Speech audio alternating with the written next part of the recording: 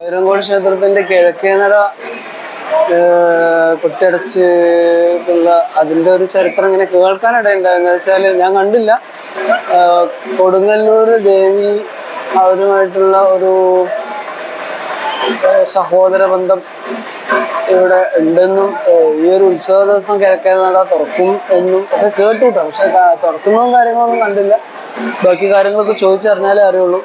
സംഗതി കൊടുങ്ങല്ലൂർ ദേവി എന്നല്ല, എല്ലാ ദേവീ ദേവന്മാരും ശരിക്കും പറഞ്ഞു കഴിഞ്ഞാൽ എന്താണ് സഹോദരന്മാര് തന്നെയാണ്. അപ്പൊ നമ്മൾ തന്നെ അറിയാലോ, ഓരോരോ ഇതെടുത്ത് നോക്കിയാലും ഒക്കെ ഇങ്ങനെ താഴ് വഴിയായിട്ട് വന്നുകൊണ്ടിരിക്കുന്നതാണ്. അപ്പൊ ഞാൻ പറഞ്ഞു, ഒരു ചെറിയ കഥ എനിക്ക് പറയാനൊന്നുമില്ല. ഇപ്പൊ വൈരങ്കോട് ദേവിയുടെ ആണെങ്കിലും നമ്മുടെ മാഘമക മഹോത്സവത്തിന്റെ ആണെങ്കിലും, മാഘമക മഹോത്സവം ഇപ്പൊ നിർത്തലാക്കിയിട്ട് 271 വർഷമാണ് പറഞ്ഞു.